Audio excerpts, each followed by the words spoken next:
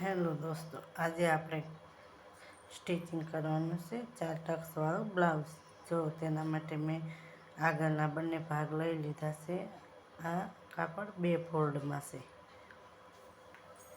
આપણે ક્યાં ક્યાં ટક્સ લેવાના હોય, બહુ ઘણાને ટક્સવાળું બ્લાઉઝ ના આવડતું હોય, એટલે તેના માટે જો આપણે આ તમને નિશાન કરીને હું બતાવી રહીશું.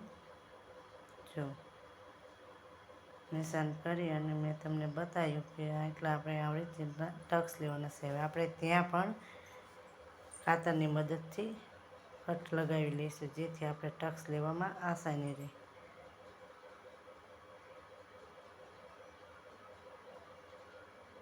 એકદમ સરળ અને સહેલી રીત છે. જો આ શીખવું પણ જોતા હશે ને તો તેને પણ એક જ વારમાં આવડી જશે. આ આપણું ટક્સવાળું બેલ્ટ બ્લાઉઝ છે, એટલે આની નીચે આપણે બેલ્ટ પણ આવશે. જો આપણે ઝાઝું માર્જન વધારે લીધું નહોતું, એટલે આપણે છે તે ખાલી અડધો ઇંચ જ વધારે લીધું હતું. એટલે આપણે સહેજ ડબલ ફોલ્ડ કરી અને પછી સરખું કરી અને નાના ટક્સ લઈ લઈશું. ચારેય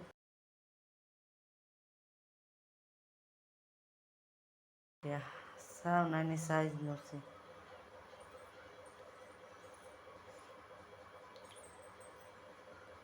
જો એક ટક્સ લઈ લીધો અને એવી જ રીતના જો આપણે ટક્સ લઈ લઈશું ચારેય બાજુ.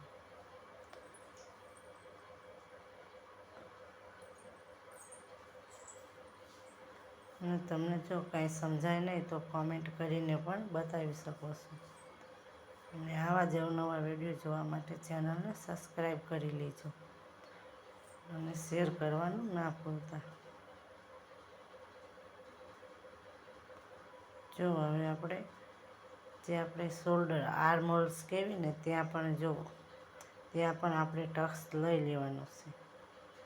અને પછી આપણો કપનો સાઈઝ, કપ જે આપણે કટોરી કપ બનાવી છે ને તે એકદમ પરફેક્ટ રીતે અને સરસ મજાનો બનીને બહાર આવે છે. જોઈ લો તમે. છે ને એકદમ સરળ અને આસાન.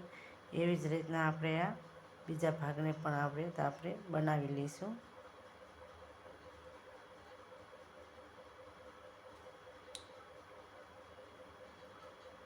હવે આની પર પણ આપણે આ જ ટક્સ લઈ લેવાના છે.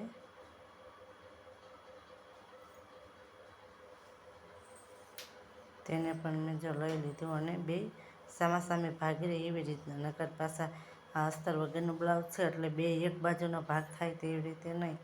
આપણે જોઈ લેવાનું પહેલાં કે આનપરની સાઈડમાં અને આનપરની સાઈડમાં આ.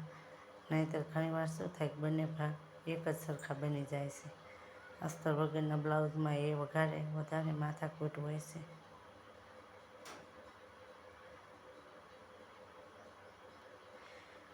અને આ બ્લાઉઝ એકદમ સરળ અને સહેલી રીતે બની જાય છે.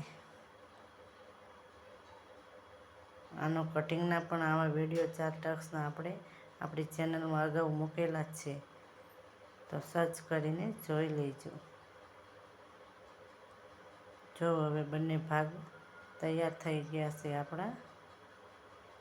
ત્યાં પણ આપણે ટક્સ લગાવ્યું એટલે બંને ભાગ આપણા તૈયાર.